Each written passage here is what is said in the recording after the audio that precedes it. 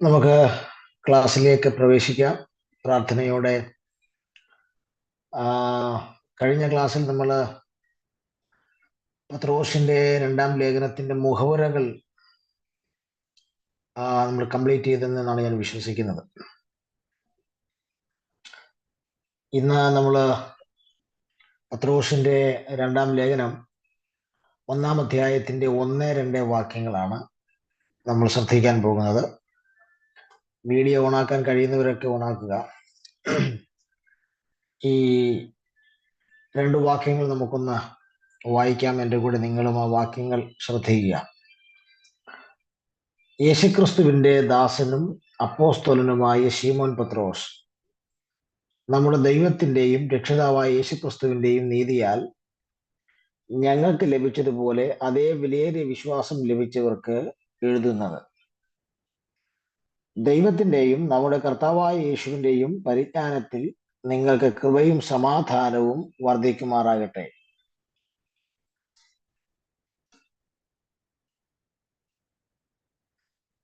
ഈ 2 വാക്യങ്ങളാണ് നമ്മൾ ഇന്ന് ചിന്തിച്ച് വേഗം തീർക്കാം എന്ന് ചിന്തിക്കുന്നത്. ഇതിന്റെ 1-ാം വാക്യത്തിൽ തന്നെ ഈ ലേഖനത്തിന് എഴുത്തുകാരനായ പത്രോസ് തന്നെ സ്വയം പരിചയപ്പെടുത്തുന്ന ഭാഗമാണ് നമ്മൾ കാണുന്നത്. അതായത് എഴുത്തുകാരനെ കുറിച്ചുള്ള 3 പ്രധാനപ്പെട്ട പ്രയോഗങ്ങളാണ് ഇവിടെ നമ്മൾ കാണുന്നത്. ഒന്നാമത്തെ പ്രയോഗം, യേശുക്രിസ്തുവിന്റെ ദാസനാണ് ഞാൻ. രണ്ടാമത്തെ പ്രയോഗം, അപ്പോസ്തോലനാണ് ഞാൻ. മൂന്നാമത്തെ പ്രയോഗം, ശീമോൻ പത്രോസ് എന്നാണ് എന്നെ അറിയപ്പെടുന്നത്. ഇങ്ങനെ എഴുത്തുകാരൻ തന്നെ സ്വയം പരിചയപ്പെടുത്തുന്ന എഴുത്തുകാരനെ കുറിച്ചുള്ള 3 പ്രധാനപ്പെട്ട പരാമർശങ്ങളാണ് നമുക്ക് 1-ാം വാക്യത്തിൽ തന്നെ കാണാൻ കഴിയും. സ്തോത്രം. ഇതിൽ ആദ്യത്തേത് നമുക്കൊന്ന് ശ്രദ്ധിക്കാം. യേശുക്രിസ്തുവിന്റെ ദാസൻ. ഇതിപ്പം ജനറലി എല്ലാവരെയും യേശുക്രിസ്തുവിന്റെ ദാസൻ എന്നാണ് ഇപ്പൊ വിശേഷിപ്പിക്കുന്നത്. നമ്മളൊരു മീറ്റിങ്ങിന് ചെല്ലുമ്പോൾ അല്ലെങ്കിൽ നമ്മൾ ഏതെങ്കിലും പൊതുവേദികൾ ചെയ്ത് കർത്താവിന്റെ ദാസൻ എന്നാണ് വിശേഷിപ്പിക്കുന്നത്. പക്ഷെ നമ്മൾ ഈ വാക്കിന്റെ അർത്ഥങ്ങളിലേക്കൊന്ന് കയറി ചൊല്ലുമ്പോൾ, അങ്ങനെ നമ്മളെ അഭിസംബോധന ചെയ്യാൻ നാം പ്രാപ്തരാണോ, അതിനുള്ള അർഹത നമുക്കുണ്ടോ എന്ന് നമുക്ക് ഒരു സ്വയം പരിശോധന നടത്തേണ്ടതായി വരും. ഈ വാക്കിന്റെ ആഴം അത്ര വലുതാണ്. ഇവിടെ യേശുക്രിസ്തുവിന്റെ ദാസൻ, ദാസൻ എന്നതിന് മൂലഭാഷയായി ഗ്രീക്കിൽ കൊടുത്തിരിക്കുന്നത് ഡ്യൂലോസ് എന്ന ഒരു പദമാണ്. ഡ്യൂലോസ് എന്ന പദമാണ്. എന്താണ് ദാസൻ? ദാസൻ എന്ന് പറഞ്ഞാൽ, ഡ്യൂലോസ് എന്ന് പറഞ്ഞാൽ അടിമ എന്നാണ് അതിന്റെ അർത്ഥം. ഈ ഗ്രീക്ക് പദത്തിന്റെ അർത്ഥം അടിമ എന്നാണ്.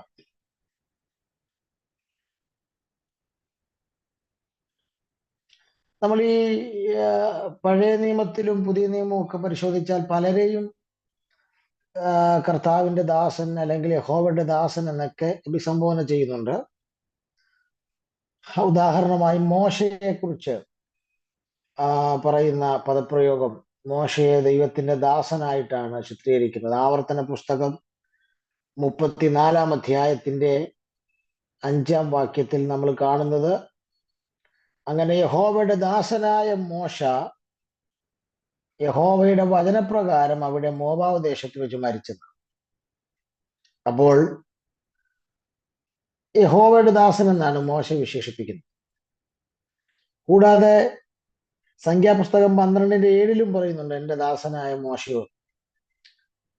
കൂടാതെ നമ്മൾ വായിക്കുമ്പോൾ യോശുവയെ കുറിച്ചും പറയുന്നത് ദാസൻ എന്നാണ്. യോശുവയുടെ പുസ്തകം 24-ാം അധ്യായത്തിന്റെ 29-ാം വാക്യത്തിലും നമ്മൾ കാണുന്നത് ദാസൻ എന്ന് തന്നെയാണ്. അതിന്റെ ശേഷം യഹോവയുടെ ദാസനായി നൂന്റെ മകനായ യോശുവ 110 വയസ്സുള്ളവനായി മരിച്ചു. അവിടെയും യഹോവയുടെ ദാസനാണ്. കൂടാതെ ദാവീദിനെ കുറിച്ച് 2 ശമൂവേലിന്റെ പുസ്തകം 3-ാം അധ്യായത്തിൽ ദാവീദിനെ കുറിച്ചും ഇതേ പരാമർശം നമുക്ക് കാണാൻ കഴിയുന്നുണ്ട്. ഞാൻ എൻ്റെ ദാസനായ ദാവീദിന്റെ കൈകൊണ്ട് എൻ്റെ ജനമായ ഇസ്രായേലിനെ ഫെലിസ്തർ മുതലായ സകല ശത്രുക്കളുടെ കയ്യിൽ നിന്ന് രക്ഷിക്കുമെന്ന് യഹോവ ദാവീദിനെ കുറിച്ച് അരുളി ചെയ്തിരിക്കുന്നുവല്ലോ എന്ന് പറഞ്ഞു. അവിടെയും ദാവീദിനെ വിശേഷിപ്പിച്ചിരിക്കുന്നത് എൻ്റെ ദാസനായ ദാവീദ് എന്നാണ്. പുതിയ നിയമത്തിലേക്ക് വരുമ്പോൾ അത് വ്യാപകമായി പദങ്ങൾ കാണാൻ കഴിയുന്നുണ്ട്. പുതിയ നിയമത്തിൽ എനിക്ക് തോന്നുന്നു പൗലോസ് റോമാലേഖനം 1:1, ഫിലിപ്പ് ലേഖനം 1:1 പൗലോസ് തന്നെ കർത്താവിന്റെ ദാസൻ, യേശു ക്രിസ്തുവിന്റെ ദാസൻ എന്നാണ് വിശേഷിപ്പിക്കുന്നത്. കൂടാതെ യാക്കോബിന്റെ ലേഖനം 1-ാം അധ്യായം 1-ാം വാക്യത്തിൽ യേശു ക്രിസ്തുവിന്റെ അർദ്ധ സഹോദരനായ യാക്കോബും തന്നെ വിശേഷിപ്പിക്കുന്നത് യേശു ക്രിസ്തുവിന്റെ ദാസൻ എന്നാണ്. കൂടാതെ യൂദായുടെ ലേഖനം 1 അധ്യായമേ ഉള്ളൂ, അതിന്റെ 1-ാം വാക്യത്തിൽ പറയുന്നതും അതും യേശു ക്രിസ്തുവിന്റെ അർദ്ധ സഹോദരനാണ്, പക്ഷേ യേശു ക്രിസ്തുവിന്റെ ദാസൻ എന്നാണ് പറയുന്നത്. അപ്പോൾ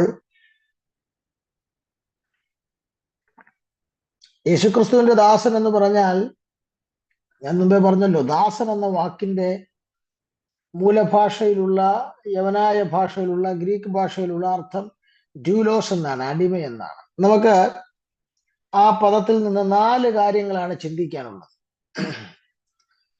അടിമ അല്ലെങ്കിൽ ഡ്യൂലോസ് എന്ന പദത്തിൽ നിന്ന് അതിപ്രധാനപ്പെട്ട 4 കാര്യങ്ങളാണ് ചിന്തിക്കാനുള്ളത്. അതിൽ ഒന്നാമത്തെ കാര്യം, ഒരു വിശ്വാസിക്ക് ദൈവത്തോടുള്ള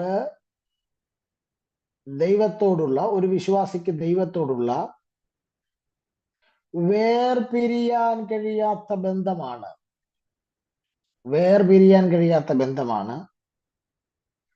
ഒരടിമയ്ക്ക് യജമാനനോട് ഉണ്ടായിരിക്കേണ്ടത്, അല്ലെങ്കിൽ ഒരു അടിമയ്ക്ക് യജമാനനോട് ഉള്ളത്.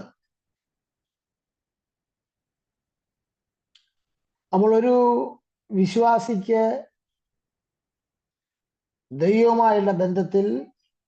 ദൈവത്തോടുള്ള ബന്ധത്തിൽ വേർപിരിയാൻ കഴിയാത്ത ഒരു ബന്ധമുണ്ട്. ആ ബന്ധമാണ് ഒരു അടിമയ്ക്ക് തന്റെ യജമാനനോട് ഉണ്ടായിരിക്കേണ്ടത്. അപ്പോൾ ഒരു കർത്താവിന്റെ ദാസൻ ഇങ്ങനെയുള്ളവനായിരിക്കണം. എങ്ങനെ? ഒരടിമ എന്ന നിലയിൽ തന്റെ യജമാനനോട് വേർപിരിയാൻ കഴിയാത്ത ബന്ധമായിരിക്കണം. അതാണ് പൗലോസ് ചോദിച്ചത്, ആപത്തിനോ നഗ്നതയ്ക്കോ വാളിനോ എന്താണ് കർത്താവുമായുള്ള ബന്ധത്തിൽ നിന്ന്, സ്നേഹത്തിൽ നിന്ന് എന്നെ വേർപിരിക്കാൻ കഴിയുന്നത്? അത് ആ ഒരു ബന്ധമാണ് ഒരു അടിമയ്ക്ക് യജമാനനുമായി ഉണ്ടായിരിക്കേണ്ടത്. ഒരു ദാസൻ എപ്പോഴും ആ ഒരു ബന്ധത്തിൽ തുടരണമെങ്കിലേ അവനെ ദാസൻ എന്ന് വിശേഷിപ്പിക്കാൻ കഴിയും. രണ്ടാമത്തേത് നമുക്ക് വരാം. ആരുടെയോ മൈക്ക് ഓൺ ആയിരിക്കുന്നു, ഓഫ് ചെയ്യണം പ്ലീസ്. രണ്ടാമത്തേത്,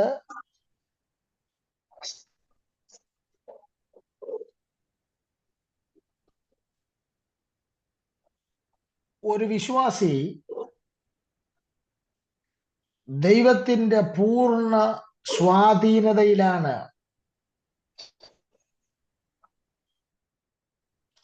ഒരു വിശ്വാസി ദൈവത്തിന്റെ പൂർണ്ണ സ്വാധീനതയിലാണ്, അല്ലെങ്കിൽ പൂർണ്ണ അധികാരത്തിന് കീഴിലാണ്. ഒരു വിശ്വാസി ദൈവത്തിന്റെ പൂർണ്ണ സ്വാധീനതയിലാണ്, അല്ലെങ്കിൽ പൂർണ്ണ അധികാരത്തിന് കീഴിലാണ്.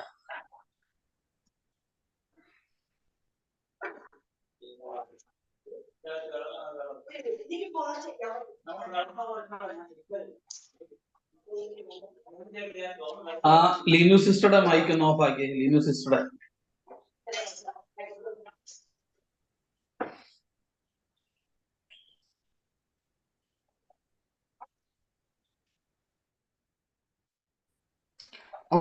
അപ്പോൾ ഒരു വിശ്വാസി ദൈവത്തിന്റെ പൂർണ്ണ സ്വാധീനതയുടെ അകത്താണ്, പൂർണ്ണ അധികാരത്തിന് കീഴിലാണ്. എന്ന് പറഞ്ഞാൽ ഒരു യജമാനൻ അടിമയോടുള്ള ബന്ധത്തിൽ യഥേഷ്ടം എന്തും പ്രവർത്തിക്കാനുള്ള സ്വാതന്ത്ര്യമുണ്ട്. ഒരു യജമാനന് ഒരടിമയോടുള്ള ബന്ധത്തിൽ യഥേഷ്ടം അവനിൽ എന്തും പ്രവർത്തിക്കാനുള്ളൊരു സ്വാധീനതയുണ്ട്, അധികാരമുണ്ട്. ഇതുപോലെ തന്നെ ഒരു വിശ്വാസി ദൈവത്തിന്റെ സ്വാധീനതയുടെ കീഴിലാണ്, അല്ലെങ്കിൽ അധികാരത്തിന്റെ കീഴിലാണെന്ന് പറഞ്ഞാൽ ആ വിശ്വാസിയുടെ മേൽ ഏത് സമയത്തും എന്തും യഥേഷ്ടം പ്രവർത്തിക്കാനുള്ള അധികാരം, പൂർണ്ണ അധികാരം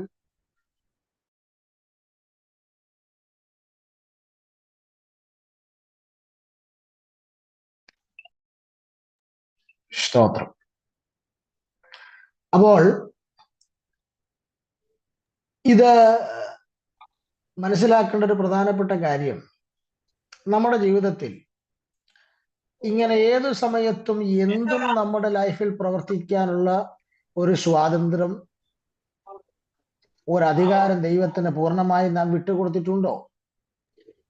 അതുകൊണ്ടാണ് എഫേസ്യ ലേഖനം 1 പറയുന്നത്, വിശുദ്ധന്മാരിൽ അവന്റെ അവകാശത്തിന്റെ മഹിമാദനം എന്ന് പറഞ്ഞാൽ എല്ലാ വിശുദ്ധന്മാരിലും ദൈവത്തിന് ഒരു അവകാശമുണ്ട്.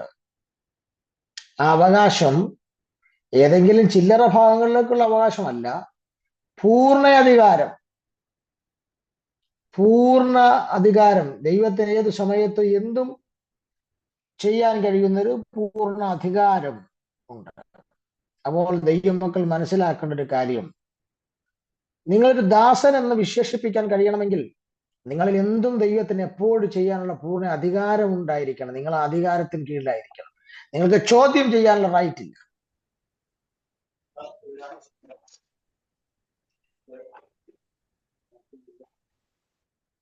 മൂന്നാമത്തെ കാര്യം,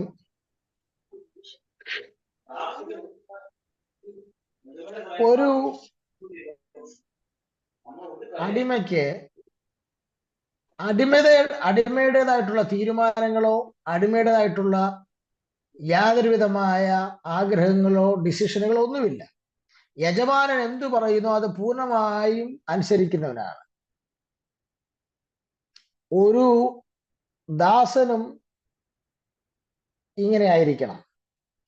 തന്റെ യജമാനനോട് അവൻ പറയുന്ന ഏത് കാര്യത്തിലും അനുസരിക്കുന്ന മനോഭാവമുള്ളവനായിരിക്കണം, എങ്കിലേ അവനെ ദാസൻ എന്ന് വിശേഷിപ്പിക്കാൻ കഴിയും. എന്ന് പറഞ്ഞാൽ അവൻ അവൻ്റെതായിട്ടുള്ള തീരുമാനമില്ല, ഡിസിഷൻ ഇല്ല, ആഗ്രഹങ്ങളില്ല.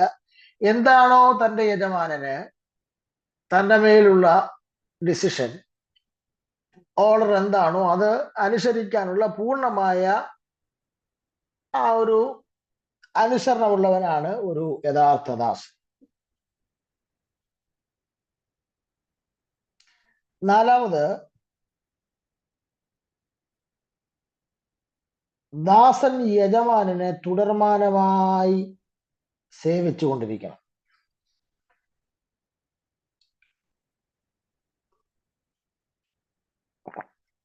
ഇവിടെ ഞാന് ഇംഗ്ലീഷ് ബൈബിളിൽ നമ്മൾ പൊതുവെ ദാസൻ എന്നുള്ളതിന് സെർവന്റ് എന്ന ഒരു പദമാണ് കാണുന്നത്. സെർവന്റ് എന്നുള്ള ഒരു പദമാണ് കാണുന്നത്.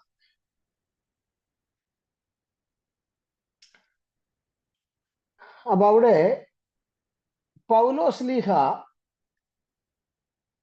ഈ സെർവന്റ് എന്നുള്ളതിന് ഒരു പദം ചേർക്കുന്നുണ്ട്. ബാക്കിയുള്ള ആരും അങ്ങനെ ചേർക്കുന്നില്ല. പൗലോസ് തന്നെ വെറും സെർവന്റ് എന്നല്ല വിളിക്കുന്നത്, ബോൺ സെർവന്റ് എന്നാണ് വിളിക്കുന്നത്. ബോൺ സെർവന്റ് എന്നാണ് വിളിക്കുന്നത്. അതിനൊരു കാരണമുണ്ട്. അത് നമ്മുടെ ഈ നാലാമത്തെ പോയിന്റുമായിട്ട് കണക്റ്റഡ് ആണ്. സ്തോത്രം. അതിന്റെ കാരണം,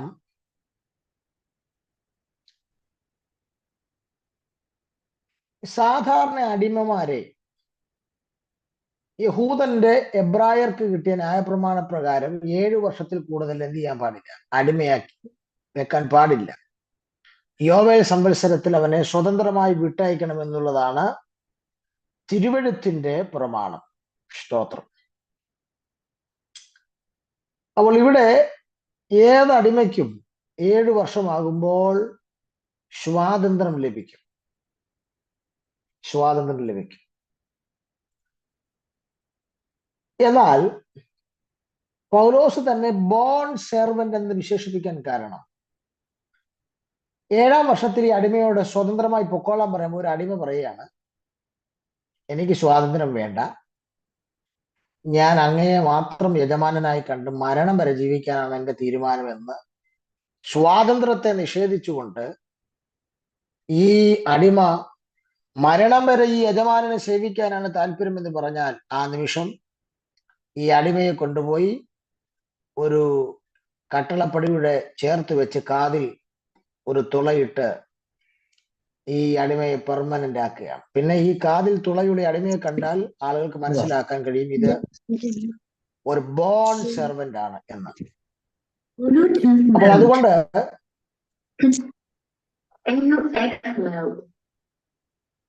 പൗലോസ് പറയുന്നു, ഞാൻ വെറും സെർവന്റ് അല്ല, മരണം വരെ തിരിച്ചൊന്നും പ്രതീക്ഷിക്കാതെ അവനെ സേവിക്കുവാൻ വേണ്ടി തീരുമാനമെടുത്ത, തുടർമാനമായി ആ യജമാനനെ സേവിക്കുന്ന ഒരു ദാസനായ, അടിമയായ ഒരു ബോൺ സെർവന്റ് ആണ് ഞാൻ. സ്തോത്രം. ഇതാണ് ബോൺ സെർവന്റ് എന്നതുകൊണ്ട് ഉദ്ദേശിക്കുന്നത്. അപ്പൊ അതുകൊണ്ട് ഒരു ദാസൻ എന്ന വാക്കിന്റെ അർത്ഥം നമ്മളിപ്പോൾ കണ്ടത്, ഒരു ദാസൻ, അതായത് ഒരു ഡ്യൂലോസ്, ഒരു അടിമ, ഒരു ദാസൻ. അവൻ ദാസൻ എന്ന് വിളിക്കപ്പെടണമെങ്കിൽ ഒന്ന്, അവൻ ദൈവത്തോടുള്ള ബന്ധത്തിൽ വേർപിരിയാൻ കഴിയാത്ത ബന്ധമുള്ളവനായിരിക്കണം. ഒരടിമ ഒരു ദാസനുമായുള്ള ബന്ധത്തിൽ വേർപിരിയാൻ കഴിയാത്ത ബന്ധം ഉള്ളതുപോലെ ദൈവവുമായുള്ള ബന്ധത്തിൽ വേർപിരിയാൻ കഴിയാത്ത ബന്ധമുള്ളവനായിരിക്കണം ഒരടിമ. എങ്കിൽ മാത്രമേ അവനെ ദാസൻ എന്ന് വിളിക്കാൻ കഴിയൂ. രണ്ടാമത് നമ്മൾ ചിന്തിച്ചു, ഒരടിമ യജമാനന്റെ പൂർണ്ണ അധികാരത്തിന് കീഴിലായിരിക്കുന്നത് പോലെ നാം ദൈവത്തിന്റെ പൂർണ്ണ സ്വാധീനതയിൽ പരമാധികാരത്തിന് കീഴിലാണെങ്കിൽ മാത്രമേ നമുക്ക് ദാസൻ എന്ന വിളിപ്പേര് ഉണ്ടാകുകയുള്ളൂ. മൂന്നാമത് നമ്മൾ കണ്ടു, ചോദ്യം ചെയ്യപ്പെടാതെ എന്താണോ യജമാനന്റെ ഇഷ്ടം, എന്താണോ യജമാനന്റെ കൽപ്പന, എന്താണോ യജമാനന്റെ ഡിസിഷൻ, അതനുസരിക്കുന്നവനാണ് ഒരു യഥാർത്ഥ ദാസൻ. 4, നാം കണ്ടത് തുടർമാനമായി മരണം വരെ ഒരു യജമാനനെ സേവിക്കുന്നവനാണ് ഒരു യഥാർത്ഥ ദാസൻ. ഈ 5 അർത്ഥങ്ങൾ ഡ്യൂലോസ് എന്ന യവനായ പദത്തിന് ഉണ്ട്. ഇത് വെച്ച് നോക്കുകയാണെങ്കിൽ ഇന്ന് ആരെയും എന്ന് വിളിക്കാൻ കഴിയുമോ എന്ന് എനിക്കറിയാം. ദാസൻ എന്ന് വിശേഷിപ്പിക്കാം. കൂടാതെ നമുക്ക് മനസ്സിലാക്കാൻ പറ്റുന്ന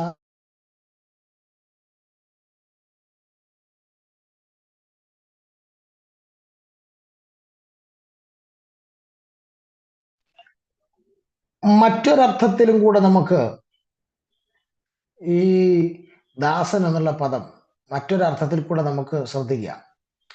യോഹന്നാന്റെ സുവിശേഷം 12-ാം അധ്യായം, യോഹന്നാന്റെ സുവിശേഷം 12-ാം അധ്യായം 26-ാമത്തെ വാക്യത്തിൽ, എനിക്ക് ശുശ്രൂഷ ചെയ്യുന്നവൻ എന്നെ അനുഗമിക്കട്ടെ, ഞാൻ ഇരിക്കുന്നിടത്ത് എന്റെ ശുശ്രൂഷക്കാരനും ഇരിക്കും, എനിക്ക് ശുശ്രൂഷ ചെയ്യുന്നവനെ പിതാവ് മാനിക്കും. ഇവിടെ 3 വാക്കുകൾ, ഒരേ പദം 3 പ്രാവശ്യം പറയുന്നുണ്ട്. ശുശ്രൂഷ ചെയ്യുന്നവൻ.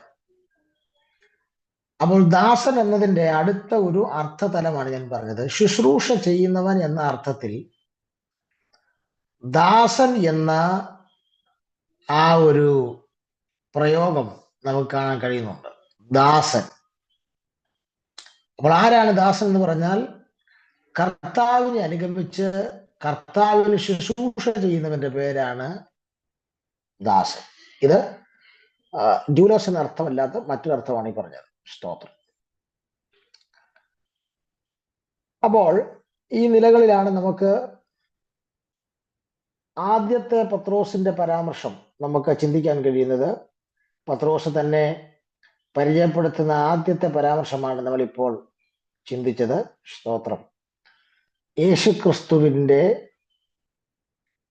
അപ്പോസ്തലനായ അല്ലെങ്കിൽ യേശുക്രിസ്തുവിന്റെ ദാസനും അപ്പോസ്തലനുമായ ശീമോൻ പത്രോസ്. അതിൽ ആദ്യത്തെ നമ്മൾ നോക്കിയത് യേശുക്രിസ്തുവിന്റെ ദാസൻ. സ്തോത്രം. ഇത് നമുക്ക് രണ്ടാമത്തെ നോക്കാം. പത്രോസിന്റെ രണ്ടാമത് പരിചയപ്പെടുത്തുന്നത് അപ്പോസ്തോലൻ എന്നുള്ള അർത്ഥത്തിലാണ്. അപ്പോസ്തോലൻ പണ്ടാരാണ്ട് തമാശയ്ക്ക് പറഞ്ഞതായി കേൾക്കുന്നു. അപ്പോസ്തോലൻ എന്ന് പറഞ്ഞാൽ അപ്പോൾ സ്ഥലത്തുള്ളവനാരോ അവനാണ് അപ്പോസ്തലൻ. സ്തോത്രം.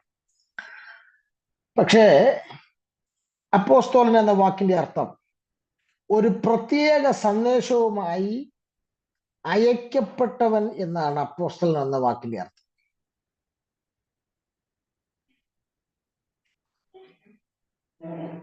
ഒരു പ്രത്യേക സന്ദേശവുമായി അയക്കപ്പെട്ടവൻ എന്നാണ് അപ്പോസ്തലൻ എന്നതിന്റെ അർത്ഥം.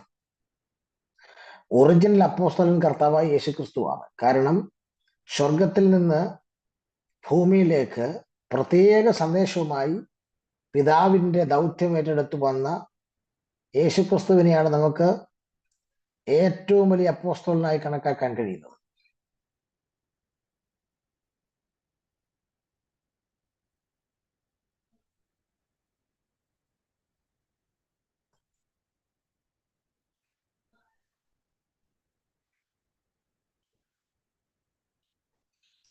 പത്രോസ് പറയുന്നത് മനുഷ്യനോടുള്ള ബന്ധത്തിൽ താൻ ക്രിസ്തുവിന്റെ അപ്പോസ്തലനും കർത്താവിനോടുള്ള ബന്ധത്തിൽ താൻ കർത്താവിന്റെ ദാസനുമാണെന്നാണ് പറയുന്നത്. അതാണ് യേശുക്രിസ്തുവിന്റെ ദാസനും അപ്പോസ്തലനും എന്ന് ചേർത്ത് പറയാൻ കാര്യം. മനുഷ്യനോടുള്ള ബന്ധത്തിൽ താൻ യേശുക്രിസ്തുവിന്റെ അപ്പോസ്തലനാണ്. എന്നാൽ കർത്താവിനോടുള്ള ബന്ധത്തിൽ താൻ കർത്താവിന്റെ അല്ലെങ്കിൽ യേശുക്രിസ്തുവിന്റെ ദാസനുമാണ്.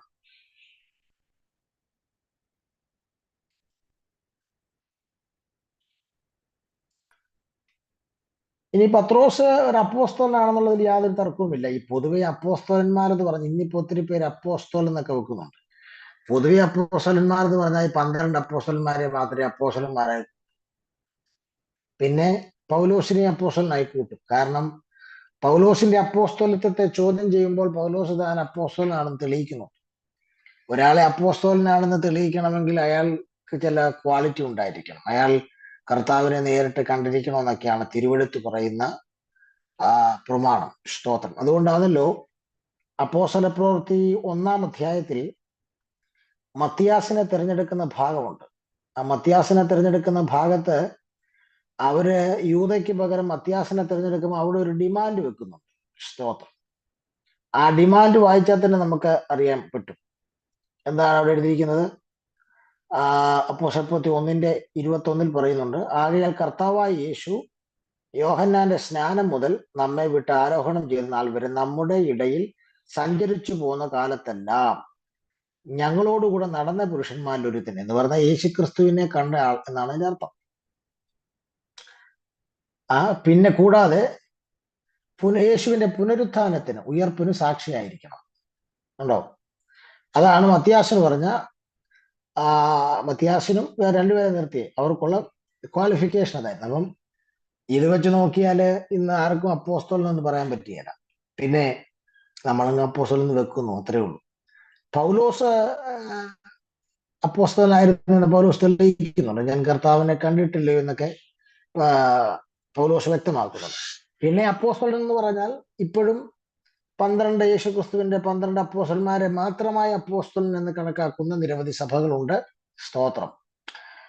അപ്പോൾ ഇവിടെ ഈ ഒരു പ്രത്യേക സന്ദേശവുമായി അയക്കപ്പെട്ടവൻ എന്ന അർത്ഥത്തിൽ പത്രോസിനെ അപ്പോസ്തലൻ എന്ന് കണക്കാക്കാം. അത് അപ്പോസ്തല പ്രവൃത്തി 2-ാം അധ്യായം നമ്മൾ വായിക്കുമ്പോൾ പത്രോസിന്റെ സഭയ്ക്കകത്തെ ആദ്യത്തെ അരങ്ങേറ്റ പ്രസംഗത്തിൽ തന്നെ 3000 പേരെ രക്ഷിക്കപ്പെട്ടെടുത്ത ആ പ്രസംഗം നിങ്ങൾ ശ്രദ്ധിച്ചാൽ പത്രോസിന് ഒരു പ്രത്യേക സന്ദേശം ഉണ്ടായിരുന്നു ജനത്തോട് പറയാൻ. എന്തായിരുന്നു സന്ദേശം? പത്രോസ് രണ്ട് പ്രസംഗം നടത്തി.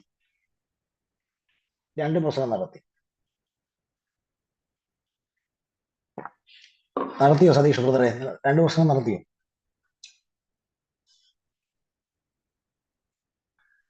വിനോദ് വ്യാസൻ ഒരു എന്നാ പ്രസംഗം അഭിപ്രായം? എന്താ സാറേ? ഒരു പത്രോസ് എത്ര പ്രസംഗം നടത്തി? അപ്പോസ്തലപ്രവൃത്തി 2 വരെ. അപ്പോസ്തലപ്രവൃത്തി 2 വരെ. രണ്ട് പ്രസംഗം, 3000 പേര്. 2 പ്രസംഗം നടത്തിയോ? അതെ. അതേതൊക്കെയാ 2 പ്രസംഗം?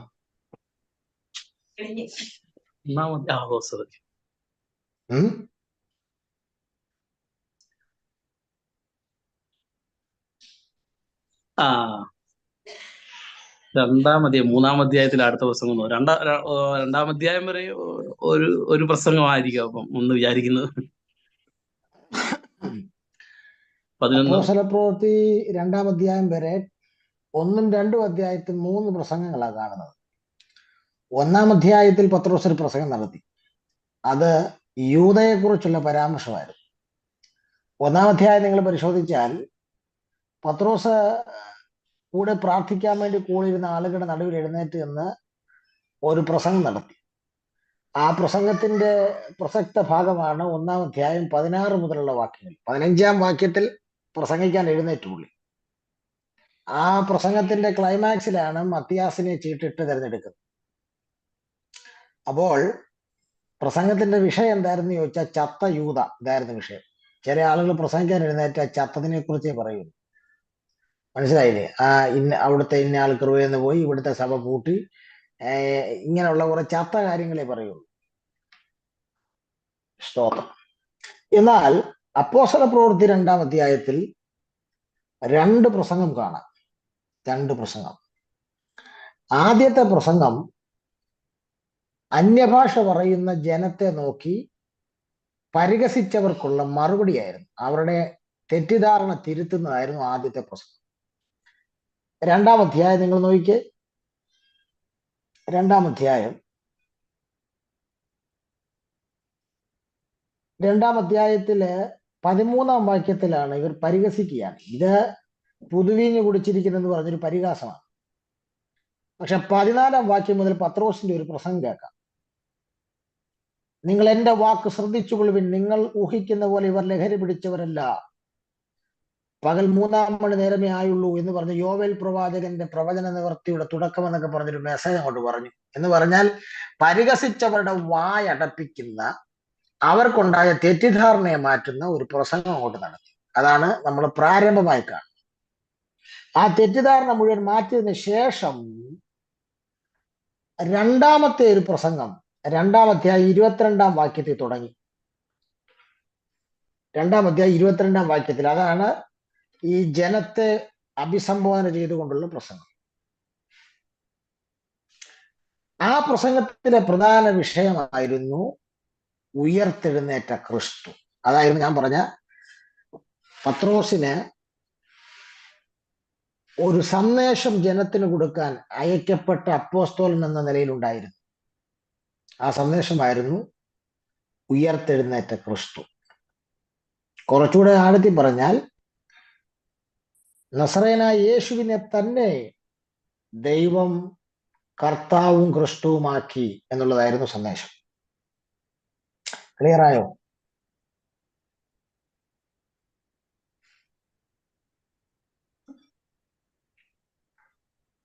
അടുത്തത് നമുക്ക് 3-ാമത് പത്രോസ് സ്വയം പരിചയപ്പെടുത്തിയതിൽ തൻ്റെ പേരാണ് പത്രോസ് പറയുന്നത്. എന്താണ് അവിടെ പറയുന്നത്? നമ്മൾ വായിച്ചത് യേശുക്രിസ്തുവിന്റെ ദാസൻ നമ്മൾ കണ്ടു, അപ്പോസ്തലൻ അതും കണ്ടു. 3-ാമത് ശീമോൻ പത്രോസ്. എഴുത്തുകാരനായ പത്രോസ് 2-ാം ലേഖനത്തിന്റെ 1-ാം അധ്യായം 1-ാം വാക്യത്തിൽ സ്വയം പരിചയപ്പെടുത്തുമ്പോൾ തന്നെ കുറിച്ച് പറയുകയാണ്, തന്റെ പേര് ശീമോൻ പത്രോസ് എന്നാണ്. ഞാൻ മുഖവരിയിൽ തന്നെ പറഞ്ഞല്ലോ, ശീമോൻ എന്ന വാക്കിന്റെ അർത്ഥം കേൾവി എന്നുള്ളതാണ് ഒറിജിനൽ അർത്ഥം. കേൾവി. പിന്നെ ഞാങ്ങണേന്ന് ഓടത്തുണ്ടെന്നൊക്കെ പറയുന്നുണ്ട്. സ്തോത്രം. പക്ഷെ ഒറിജിനൽ അർത്ഥം കിടക്കുന്നത് അപ്പോസ്തലന്മാരെന്ന് നമ്മുടെ സഭയുടെ 5 വിധ ശുശ്രൂഷകളുടെ ഭാഗത്ത് പറയുമ്പം ചിലരെ അപ്പോസ്തലന്മാരായിട്ടും തിരഞ്ഞെടുത്തു എന്ന് ഒരു ഭാഗമുണ്ടല്ലോ. ഉണ്ട്. അപ്പൊ ചിലര് കാണും അതും ഈ 12 അപ്പോസ്തലന്മാരും തമ്മിൽ ബന്ധപ്പെടുത്താൻ പറ്റിയല്ല. അതുകൊണ്ടാണ് ഞാൻ പറഞ്ഞത്, ഈ മുമ്പേ ഞാൻ പറഞ്ഞില്ലേ, ഒരു മത്യാസിനെ തിരഞ്ഞെടുത്ത ക്വാളിഫൈഡ് ആയിട്ടുള്ള ക്വാളിറ്റി പെടുന്ന അപ്പോസ്തലന്മാർ ഇവർ 12 പേര് മാത്രമേ. അത് ശുശ്രൂഷകളുടെ ഭാഗമായി തിരഞ്ഞെടുക്കുന്ന കാര്യത്തെ കുറിച്ചാണ് പറഞ്ഞത്. ഒറിജിനൽ അപ്പോസ്തലന്മാർ ഈ 12 പേരേ ഉള്ളൂ. അതുകൊണ്ടാണ് പല ക്രൈസ്തവ സഭകളും ഈ അപ്പോസ്തലന്മാർ എന്ന് പറയുന്നതിനകത്ത് ഇവരെ 12 പേരെ മാത്രമേ കൂട്ടുന്നുള്ളൂ. പിന്നെ പൗലോസ് താൻ ക്രിസ്തുവിനെ കണ്ടിട്ടില്ലയോ എന്ന് പറഞ്ഞ് അപ്പോസ്തലത്വത്തിനെതിരെ വിരൽ ചൂണ്ടിയ ആളുകൾക്ക് നേരെ അത് തെളിയിക്കുന്നത് കൊണ്ടാണ് പൗലോസിനെ കൂടെ അപ്പോസ്തലനായി കണക്കൂട്ടുന്നത്. മറ്റതൊരു മിനിസ്ട്രിയെ കുറിച്ചാണ് പറയുന്നത്. രണ്ടും രണ്ട് വ്യത്യാസമുണ്ട്. അത് 5-fold മിനിസ്ട്രി എന്ന് പറയും. അപ്പോൾ ഇവിടെ ഈ ഷീമോൻ എന്നതിന്റെ കേൾവി എന്നാണ് അതിന്റെ ഒറിജിനൽ അർത്ഥം. എന്നാൽ പത്രോസ് എന്ന പേര് യേശു നൽകിയതാണ്. പഴയ നിയമത്തിലും പുതിയ നിയമത്തിലും പേര് മാറ്റി ഇടപെട്ട ഒത്തിരി സന്ദർഭങ്ങൾ നമുക്കുണ്ട്. പേര് മാറ്റിയിട്ട സന്ദർഭങ്ങൾ, അത് ദൈവം തന്നെ പേര് മാറ്റിയിട്ട സന്ദർഭങ്ങളാണ് കാണുന്നത്. അതിലൊന്ന് നമുക്ക് കാണാൻ കഴിയുന്ന അബ്രഹാമിന്റെ പേര് ദൈവം മാറ്റിയിട്ടതാണ്. അബ്രഹാമിന്റെ ആദ്യത്തെ പേരെന്തായിരുന്നു? അബ്രാം എന്നായിരുന്നു. അതിന്റെ അർത്ഥം പിതാവിനാൽ ഉയർത്തപ്പെട്ടവൻ എന്നാണ്. അബ്രാം എന്ന് പറഞ്ഞാൽ പിതാവിനാൽ ഉയർത്തപ്പെട്ടവൻ എന്നാണ്. ദൈവം പേര് മാറ്റിയിട്ടു അബ്രഹാം എന്നാക്കിയപ്പോൾ പേര് മാറി, അർത്ഥവും മാറി, ബഹുജാതികൾക്ക് പിതാവ് എന്ന അർത്ഥത്തിലേക്ക് വന്നു. അതുപോലെ തന്നെ സാറായി എന്നായിരുന്നു ആദ്യത്തെ പേര്. സാറായി എന്നതിന് രാജകുമാരി എന്നായിരുന്നു അർത്ഥം. രാജകുമാരി. സാറ എന്നായപ്പോൾ ജാതികളുടെ മാതാവ് എന്നതിലേക്ക് വന്നു. പേര് മാറ്റിയിടുമ്പോൾ അർത്ഥവും മാറുകയാണ്. ദൈവം കൊടുക്കുന്ന വാക്തത്വത്തെ അനുസരിച്ചുള്ള പേരാ ദൈവം കൊടുക്കുന്നത്. അബ്രഹാം എന്നുള്ള പേര് ദൈവം കൊടുക്കുന്ന വാക്തത്വമായി ചേരത്തില്ല. കാരണം അത് പിതാവിനാൽ ഉയർത്തപ്പെട്ടവനെന്ന് മാത്രം. അബ്രഹാം എന്ന് വന്നാൽ മാത്രമേ ബഹുജാതികളുടെ പിതാവാകുകയൂ. സാറായി എന്നാണെങ്കിൽ രാജകുമാരി അല്ലെങ്കിൽ എന്ന് മാത്രമാണ്. എന്നാൽ ജാതികളുടെ മാതാവാകണമെങ്കിൽ അത് സാറായി തീരണം. യാക്കോബിനെ ഉബായി എന്ന് മാത്രമാണ് അറിയപ്പെടുന്നത്. പക്ഷെ ദൈവം പേര് മാറ്റി ഇസ്രായേൽ, പ്രഭു എന്നുള്ള തലത്തിലേക്ക് മാറ്റുകയാണ്.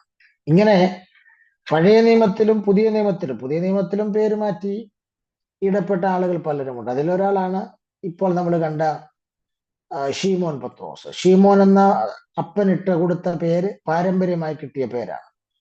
എന്നാൽ ആ പേരിനെ യേശു മാറ്റി കേഫ എന്നാക്കി, അല്ലെങ്കിൽ പത്രോസ് എന്ന നാമത്തിലേക്ക് മാറ്റി. അതിന്റെ അർത്ഥം പാറക്കഷ്ണം എന്നാണ്.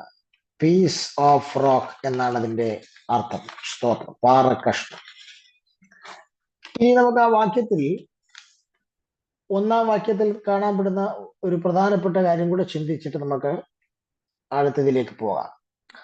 1-ാം വാക്യത്തിൽ ഈ ലേഖനത്തിന്റെ വായനക്കാരെ കുറിച്ചുള്ള ഒരു പരാമർശമാണ്. ആരാണ് ഇത് വായിക്കുന്ന വായനക്കാർ, സ്വീകർത്താക്കൾ? അല്ലെങ്കിൽ ആർക്കു വേണ്ടിയാണ് ഈ ലേഖനം പത്രോസ് എഴുതിയത്? അവിടെ കാണാൻ കഴിയുന്നുണ്ട്, വിലയേറിയ വിശ്വാസം ലഭിച്ചവർക്ക് വേണ്ടിയാണ് ഈ ലേഖനം പത്രോസ് എഴുതിയത്. വിലയേറിയ വിശ്വാസം ലഭിച്ചവർ. ഇവിടെ ഈ വിലയേറിയ വിശ്വാസം എങ്ങനെയുള്ളതാണ്? അതവിടെ പറയുന്നുണ്ട്. എങ്ങനെയാ? യേശുക്രിസ്തുവിന്റെ നീതിയാൽ ഞങ്ങൾക്ക് ലഭിച്ചതുപോലെ അതേ വിലയേറിയ വിശ്വാസം ലഭിച്ചവർക്ക് എഴുതുന്നത്. അപ്പം ഈ വിലയേറിയ വിശ്വാസത്തിന്റെ സ്പെഷ്യാലിറ്റി എന്താണ്? സ്പെഷ്യാലിറ്റി അത് യേശുക്രിസ്തുവിന്റെ നീതിയാൽ ലഭിച്ചതാണ്. അപ്പോൾ ഈ വിലയേറിയ വിശ്വാസം എങ്ങനെയാണ് ലഭിച്ചത്? ഈ വിലയേറിയ വിശ്വാസത്തിന്റെ പ്രത്യേകത എന്താണെന്ന് ചോദിച്ചാൽ, അത് യേശുക്രിസ്തുവിന്റെ നീതിയാൽ ലഭിക്കപ്പെട്ട വിലയേറിയ വിശ്വാസമാണ്. ഇതേ വിശ്വാസമാണ് ശിഷ്യന്മാർക്ക് ലഭിച്ചത്. അതുകൊണ്ടാണ് അതിൽ അവർ പറഞ്ഞത്, ഞങ്ങൾക്ക് ലഭിച്ചതുപോലെ അതേ വിലയേറിയ വിശ്വാസം. അപ്പോൾ യേശുവിന്റെ ശിഷ്യന്മാർ 12 പേർക്കും ലഭിച്ചതുപോലെ തന്നെ ഉള്ള വിലയേറിയ വിശ്വാസം, ആ വിശ്വാസം യേശുക്രിസ്തുവിന്റെ നീതിയാൽ ലഭിച്ച വിശ്വാസം. ആ വിശ്വാസത്തെ കുറിച്ചാണ് ഇവിടെ പറയുന്നത്. ആ വിശ്വാസം അത് വിലയേറിയ വിശ്വാസം. അത് വിലയേറിയ വിശ്വാസമാകാൻ കാരണം അത് യേശുക്രിസ്തുവിന്റെ നീതിയാൽ ലഭിച്ചതുകൊണ്ട്. സ്തോത്രം. അപ്പോൾ ഈ വാക്ക്, ഈ വിലയേറിയ വിശ്വാസം എന്നുള്ള വാക്ക്, അതിനെ ചില തർജ്ജമകളിൽ കൊടുത്തിരിക്കുന്നത് പ്രീഷ്യസ് ഫെയ്ത്ത് എന്നാണ് കൊടുത്തിരിക്കുന്നത്. ചില തർജ്ജമകളിൽ ഇതിന് KJV തന്നെ കൊടുത്തിരിക്കുന്നത് പ്രീഷ്യസ് ഫെയ്ത്ത് എന്നാണ്. വിലയേറിയ വിശ്വാസത്തിന് കൊടുത്തിരിക്കുന്നത് പ്രീഷ്യസ് ഫെയ്ത്ത്. ആ ഒരു വാക്ക് ദൈവത്തിന്റെ പരമാധികാരത്തിന്റെ തിരഞ്ഞെടുപ്പിനെ കാണിക്കുന്നെന്നാണ് വേദചിന്തകന്മാർ പറയുന്നത്. സ്തോത്രം. പ്രീഷ്യസ് ഫെയ്ത്ത് ഒരാൾക്ക് ലഭിച്ചു എന്ന് പറഞ്ഞാൽ അത് ദൈവത്തിന്റെ പരമാധികാരത്തിന്റെ തിരഞ്ഞെടുപ്പിനെ കാണിക്കുക. സ്തോത്രം. ഈ വിശ്വാസം, ഏത് വിശ്വാസം? വിലയേറിയ വിശ്വാസം. ഏത് വിശ്വാസം? യേശുക്രിസ്തുവിന്റെ നീതിയാൽ ലഭിച്ച വിശ്വാസം. ഈ വിശ്വാസം നമ്മുടെ കഴിവുകൊണ്ട് നമ്മൾ നേടിയെടുത്തതല്ല, ഇത് ദൈവത്തിന്റെ ദാനമാണ്. ഇത് ദൈവത്തിന്റെ ദാനമാണ്. നിങ്ങൾ റോമാലേഖനം 1-ാം അധ്യായത്തിന്റെ 17-ാം വാക്യവും 3-ാം അധ്യായം 21-ാം വാക്യം കൂടെ ഇതിനോട് കണക്ട് ചെയ്ത് നിങ്ങൾ വായിച്ചാൽ മതി. അവിടെ നിങ്ങൾക്ക് മനസ്സിലാകും ഈ വിശ്വാസം സാധാരണ ഒരു വിശ്വാസമല്ല. ഈ വിലയേറിയ വിശ്വാസം, യേശുക്രിസ്തുവിന്റെ നീതിയാൽ ലഭിച്ച ഈ വിശ്വാസം നമ്മുടെ കഴിവുകൊണ്ട് നമുക്ക് നേടാൻ പറ്റുന്നതല്ല. ഇത് ഗിഫ്റ്റ് ഓഫ് ഗോഡ്. ഇത് ദൈവത്തിന്റെ ദാനമാണെന്ന് റോമർ 1:17, 3:21 ഈ വാക്യങ്ങളിൽ വ്യക്തമാക്കുന്നു.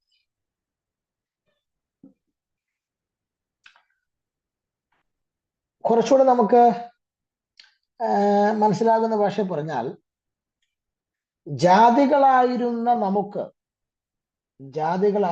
നമുക്ക് യഹൂദന്മാരോടൊപ്പവും അപ്പോസ്തോലന്മാരോടൊപ്പവും പൗരത്വം ലഭിച്ചു. മനസ്സിലാകുന്നുണ്ടോ? ജാതികളായിരുന്ന നമുക്ക് യഹൂദന്മാരോടും അപ്പോസ്തോലന്മാരോടൊപ്പവും പൗരത്വം ലഭിച്ചു. അങ്ങനെ പൗരത്വം ലഭിക്കപ്പെട്ട വിശ്വാസികൾക്കാണ് പൗലോസ് ഈ ലേഖനം എഴുതുന്നത്. അവരെയാണ് വിലയേറിയ വിശ്വാസം ലഭിച്ചവർ എന്ന് പറയുന്നത്.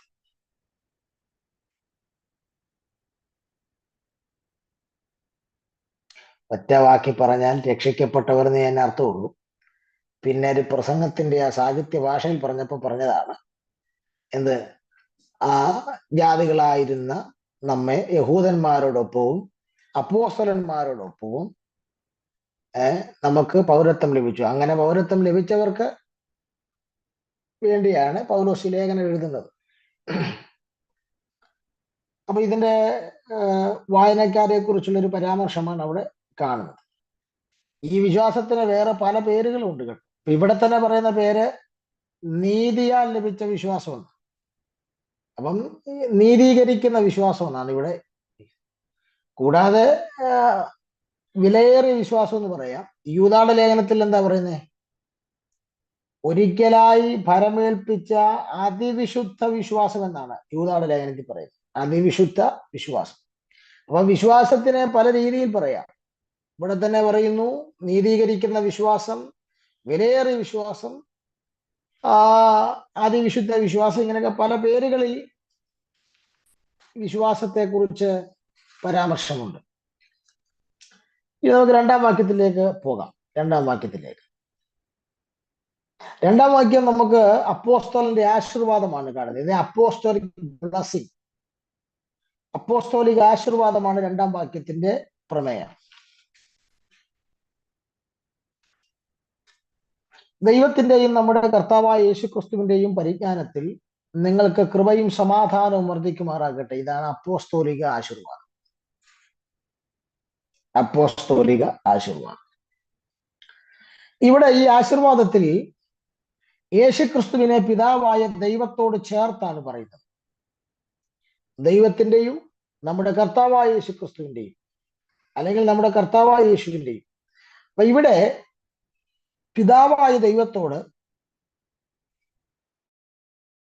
പുത്രനായ യേശുക്രിസ്തുവിനെ ചേർത്ത് പറഞ്ഞിരിക്കുന്നത് യേശുക്രിസ്തു പിതാവായ ദൈവത്തോട് തുല്യനാണ് എന്നുള്ള അർത്ഥത്തിലാണെന്നാണ് ബൈബിൾ സ്കോളേഴ്സ് അഭിപ്രായപ്പെടുന്നത്. ഇവിടെ മാത്രമല്ല, പല സ്ഥലങ്ങളിലും പിതാവിനോടൊപ്പം പുത്രനെ ചേർത്ത് പറയുന്നുണ്ട്. അപ്പോൾ ഈ രണ്ടാം വാക്യത്തിൽ പിതാവായ ദൈവത്തോടൊപ്പം പുത്രനായ യേശുവിനെ ചേർത്ത് പറഞ്ഞിരിക്കുന്നത് പിതാവിനൊപ്പമുള്ള പുത്രന്റെ തുല്യതയാണ് അവിടെ പ്രതിപാദിക്കുന്നത് എന്നാണ് വേദ ചിന്തകന്മാർ അഭിപ്രായപ്പെടുന്നത്. ഇതിന് വേറെ ചില വാക്യങ്ങളൊക്കെ ഉണ്ട്. മത്തായി സുവിശേഷം 16-ാം അധ്യായത്തിന്റെ 16-ാം വാക്യത്തിൽ പിതാവിനൊപ്പം പുത്രനെ പറയുന്നതായിട്ടാണ് കാണാൻ കഴിയുന്നത്. മത്തായി, നീ ജീവനുള്ള ദൈവത്തിന്റെ പുത്രനായ ക്രിസ്തു എന്നുള്ളത് അവിടെയും യേശു ക്രിസ്തുവിനെ പിതാവിനോട് ചേർത്താണ് പറയുന്നത്. യോഹന്നാൻ 1:1 പറയുന്നു, 20:28 പറയുന്നു. അതിൽ തീത്തോസിന്റെ ലേഖനം എനിക്ക് തോന്നുന്നു 2:13 എനിക്ക് തോന്നുന്നു. അവിടെ കുറച്ചുകൂടെ ക്ലാരിറ്റിയിൽ തീത്തോസ് പറയുന്നുണ്ട്. 2:13 അല്ല 12 അവിടെ പറയുന്നത്, നാം ഭാഗ്യകരമായ പ്രത്യാശയ്ക്കായിട്ടും മഹാദൈവവും നമ്മുടെ രക്ഷിതാവുമായ യേശുക്രിസ്തുവിന്റെ. അതുകൊണ്ട് അവിടെ പിതാവിനോട് ചേർത്താണ് പുത്രനെ പറഞ്ഞിരിക്കുന്നത്. അപ്പോൾ ഇത് ഈ സൂചിപ്പിക്കുന്നതെല്ലാം യേശുക്രിസ്തു പിതാവിന് തുല്യനാണ് എന്നുള്ളതിന്റെ പരാമർശമാണെന്നാണ് പറയുന്നത്. ഇവിടെ നമ്മുടെ ഈ ലേഖനത്തിൽ, പത്രോസിന്റെ 2-ാം ലേഖനത്തിൽ 5 പ്രാവശ്യം നമ്മുടെ കർത്താവായ യേശുക്രിസ്തു നമ്മുടെ രക്ഷിതാവും എന്നുള്ള പരാമർശമുണ്ട്. അങ്ങനെയാണല്ലോ ഇവിടെ പറയുന്നത്. നമ്മുടെ കർത്താവായ യേശുക്രിസ്തു എന്നല്ലേ പറയുന്നത്. അപ്പോൾ നമ്മുടെ കർത്താവായ യേശുക്രിസ്തുവും നമ്മുടെ രക്ഷിതാവും ഒരു പരാമർശം 5 ഭാഗങ്ങളിൽ കാണുന്നുണ്ട് ഈ ലേഖനത്തിൽ. അതിൽ ഒന്നാമത്തേതാണ് നമ്മളിപ്പോൾ കണ്ടത്, 1-ാം വാക്യത്തിൽ.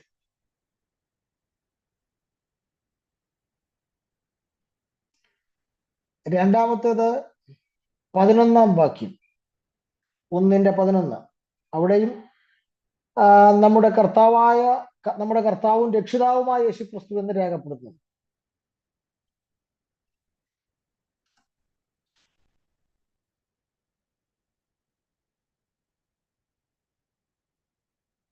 ഇത് 2-ാം അധ്യായത്തിന്റെ 20-ാം വാക്യം, മൂന്നാമത് കാണുന്നു 2:20.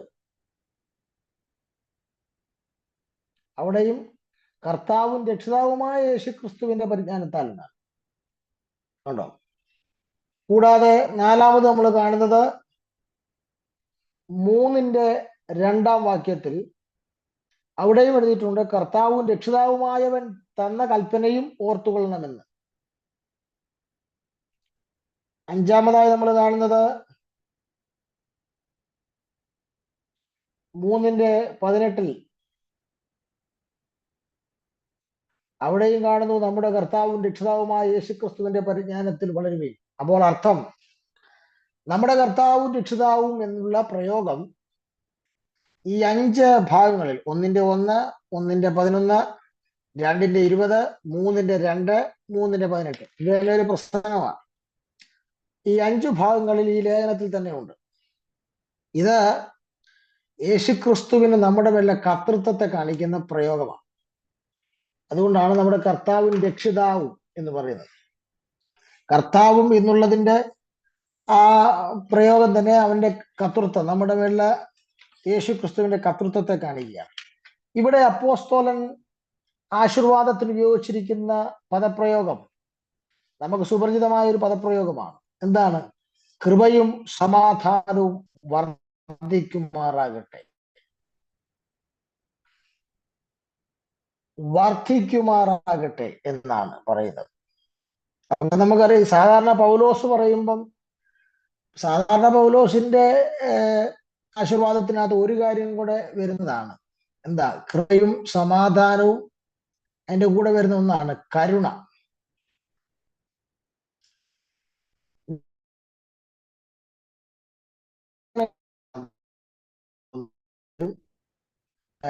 കരുണ എന്നുള്ള ഇല്ലാതെ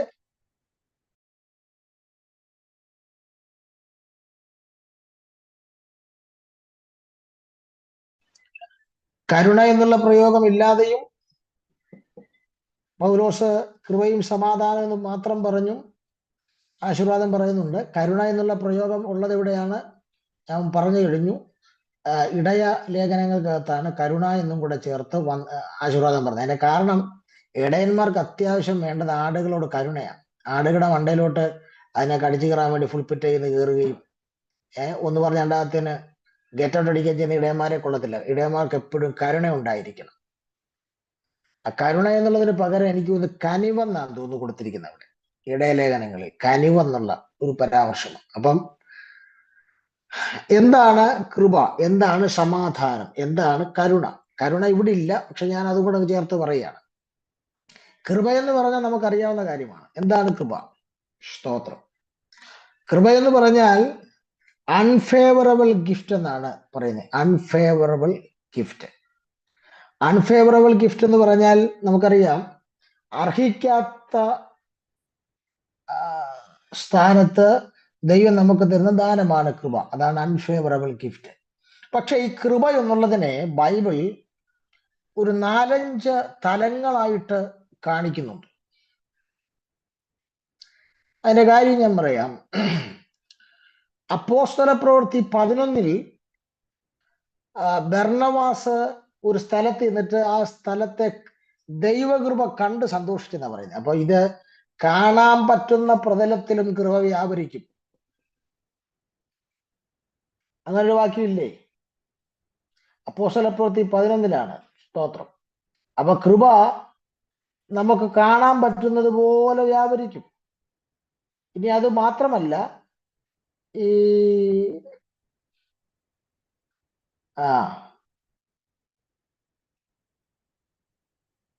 11:23 അവൻ ചെന്ന ദൈവകൃപ കണ്ട് സന്തോഷിച്ചത്. അപ്പം കാണാൻ പറ്റുന്ന തലത്തിൽ വെളിപ്പെടുന്നതാണ് കൃപ. ഇനി അത് മാത്രമല്ല, എനിക്ക് തോന്നുന്നു 12-ാം അധ്യായത്തിലോ ആണോ അതോ 13-ലാണോ എന്ന് എനിക്കറിയത്തില്ല, ഇതേ ബർന്നബാസിനെ കുറിച്ച് പറയുന്ന ഭാഗത്ത് ദൈവകൃപയിൽ നിൽക്കുവാൻ അവരെ പ്രോത്സാഹിപ്പിച്ചെന്ന് പറയുന്നുണ്ട്. ദൈവകൃപയിൽ നിൽക്കുവാൻ. അപ്പം ദൈവകൃപ എന്ന് പറയുന്നത് നിൽക്കാൻ കഴിയുന്ന ഒന്നാണ്. ഇനി കൂടാതെ ദൈവകൃപയെ നമുക്ക് ബലഹീനതയിൽ തികഞ്ഞു വരുന്ന ശക്തിയായി നമുക്ക് കാണാം.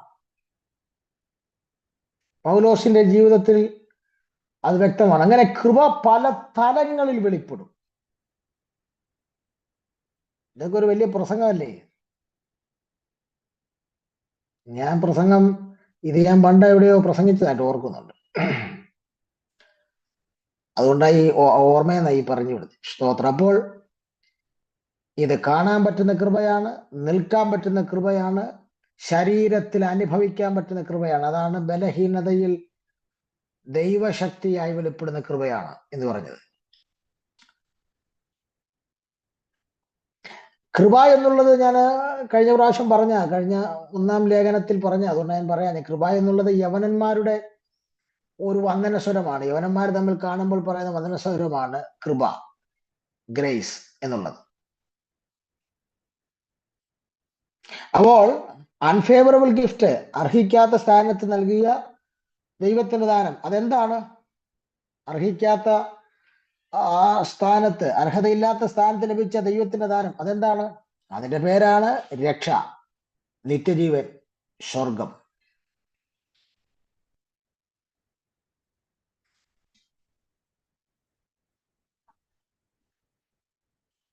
ഇനി കരുണ, മേഴ്സി. എന്താണ് കരുണ? കരുണ എന്ന് പറഞ്ഞാൽ ഒറ്റ വാക്കിൽ പറയാം, നമ്മൾ അർഹിക്കുന്നത് ദൈവം നമുക്ക് തരാതിരിക്കുന്നതാണ് ദൈവത്തിന്റെ കരുണ. നമ്മൾ അർഹിക്കുന്നത് ദൈവം നമുക്ക് തരാതിരിക്കുന്നതാണ് ദൈവത്തിന്റെ കരുണ. എന്താ നമ്മൾ അർഹിക്കുന്നത്? നരകം. സകല പാപവും ചെയ്ത് നരകത്തിന് നാം യോഗ്യരായി തീർന്നതാണ്. എന്നാൽ അത് നമുക്ക് തരാതിരുന്ന് അവൻ നമ്മോട് അൺഫേവറബിൾ ഗിഫ്റ്റായ കൃപ കാണിച്ചു. അതാണ് കരുണ. അപ്പോൾ നമുക്ക് അർഹതപ്പെട്ടിരുന്ന, നമ്മൾ അർഹിക്കുന്നത് ദൈവം നമുക്ക് തരാതിരുന്നതാണ് ദൈവത്തിന്റെ കരുണ. അതാണ് നരകം. അതുകൊണ്ടാണ് ദൈവത്തിനെ കരുണാസമ്പന്നനായ ദൈവമെന്ന് എഫേസ്യർ 2:1 വിളിക്കുന്നത്. സ്തോത്രം. കരുണാസമ്പന്നനായ ദൈവം. ഇനി 3, സമാധാനം.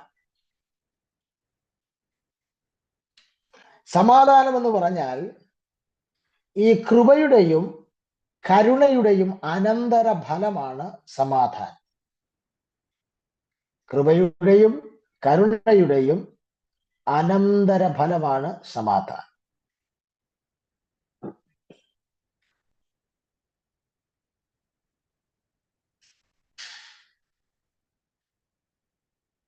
കോടിക്കണക്കിന് ആളുകൾക്ക് സമാധാനമില്ല. പക്ഷെ ദൈവം നമുക്ക് സമാധാനം തന്നിരിക്കുക. നാം ദൈവത്തിൽ നിന്ന് പ്രാപിച്ച സമാധാനമുണ്ട്, ദൈവത്തോടുള്ള സമാധാനമുണ്ട്. ഇത് രണ്ടാണ്. ദൈവത്തിൽ നിന്ന് പ്രാപിച്ച സമാധാനമുണ്ട്. അതാണ് യേശുക്രിസ്തു പറഞ്ഞത്, ഞാൻ എൻ്റെ സമാധാനം നിങ്ങൾക്ക് തന്നേച്ചു പോകുന്നു. അത് ലോകം തരുന്ന സമാധാനമല്ല. അത് സിനിമ കണ്ടാലോ സീരിയൽ കണ്ടാലോ മദ്യപിച്ചാലോ ഡ്രഗ്സ് അടിച്ചാലോ കിട്ടുന്ന സമാധാനമല്ല. അതൊക്കെ ഒരു സമയം കഴിയുമ്പം വിട്ടുമാറും. പക്ഷേ ഞാൻ തരുന്ന സമാധാനം സകല ബുദ്ധിയും കവിയുന്ന ദൈവിക സമാധാനമാണ്. ബുദ്ധിക്ക് അതീതമായ സമാധാനം. അത് ദൈവത്തിൽ നാം പ്രാപിക്കുന്നതാണ്. എന്നാൽ നമുക്ക് ദൈവത്തോടുള്ള സമാധാനമുണ്ട്. അത് റോമർ 5:1 പറയുന്നത്, വിശ്വാസത്താൽ നീതീകരിക്കപ്പെട്ടിട്ട് നമ്മുടെ കർത്താവായ യേശു ക്രിസ്തു മൂലം നമുക്ക് ദൈവത്തോട് സമാധാനം ഉണ്ട്. വയനാട്ടിലും ഒക്കെ എത്രയോ ആളുകൾക്ക് സമാധാനമില്ലാതെ കണ്ണടയ്ക്കുമ്പോൾ പ്രിയപ്പെട്ടവരുടെ തല ഇല്ലാത്ത മൃതദേഹങ്ങളും ഒക്കെ അവരുടെ ഉള്ളിൽ ഒരു ഉൾഭീതിയായി ഇരിക്കുമ്പോൾ നാം പല സ്ഥലങ്ങളിൽ സമാധാനത്തോടിരിക്കാൻ കാരണം കർത്താവ് നമ്മുടെ ഹൃദയങ്ങളിൽ സമാധാനത്തെ തന്നിരിക്കുന്നുകൊണ്ടാണ്. നമുക്ക് പ്രശ്നമില്ലാത്തതുകൊണ്ടൊന്നുമല്ല. നമുക്ക് ഇഷ്ടം പോലെ പ്രശ്നം ഓർക്കാനാണ് ഉണ്ട്. പക്ഷേ പ്രശ്നത്തിന്റെ നടുവിലും സമാധാനത്തോടിരിക്കുന്നത് ദൈവം നമുക്ക് സമാധാനം തന്നു. ലോകം തരാത്ത സമാധാനം, സ്പെഷ്യൽ പീസാണ് ദൈവം നമുക്ക് തന്നത്. സ്തോത്രം. ഇനി നമുക്ക് അടുത്ത ക്ലാസ്സിൽ നമുക്ക് 3-ാമത്തെ വാക്യം മുതൽ ചിന്തിക്കാം. അവിടെ നമ്മൾ ചിന്തിക്കാൻ പോകുന്ന പ്രധാനപ്പെട്ട ഒരു ടോപ്പിക്ക് സ്തോത്രം. 2-ാം വാക്യത്തിൽ നമ്മൾ കണ്ടു. നമ്മളത് ചിന്തിക്കേണ്ട വിഷയമാണ്. യേശുക്രിസ്തുവിന്റെ പരിജ്ഞാനത്തിൽ നിന്ന് പറഞ്ഞൊരു പ്രയോഗമുണ്ട് 2-ാം വാക്യത്തിൽ. നമ്മൾ 3 മുതലുള്ള വാക്യങ്ങളിൽ ചിന്തിക്കാൻ പോകുന്നത് അത് തന്നെയാണ്. നാം ആത്മീക പരിജ്ഞാനം പ്രാപിക്കേണ്ടതിന്റെ ആവശ്യകതയെക്കുറിച്ചാണ് തുടർന്നുള്ള വാക്യങ്ങളിൽ നമ്മൾ ചിന്തിക്കാൻ പോകുന്നത്. നാം ആത്മീക പരിജ്ഞാനം അല്ലെങ്കിൽ ആത്മീക വളർച്ച പ്രാപിക്കേണ്ടതിന്റെ ആവശ്യകത എന്താണ് എന്നുള്ളതാണ് അടുത്ത ക്ലാസ്സിൽ ചിന്തിക്കുന്നത്. 2 വാക്യങ്ങൾ ഇന്ന് ധ്യാനിപ്പാൻ കർത്താവ് കൃപ നൽകി. പ്രാർത്ഥനയ്ക്കായി തലകൾ വണക്കാം, കണ്ണുകൾ അടയ്ക്കാം. ആരാണോ ഇത് ലീഡ് ചെയ്യുന്നത് പ്രാർത്ഥിച്ച് വൈൻഡ് അപ്പ് ചെയ്യാം. ദൈവം സഹായിക്കട്ടെ. God bless you. Praise the Lord. പ്രാർത്ഥനയ്ക്കായിട്ട് നമ്മൾ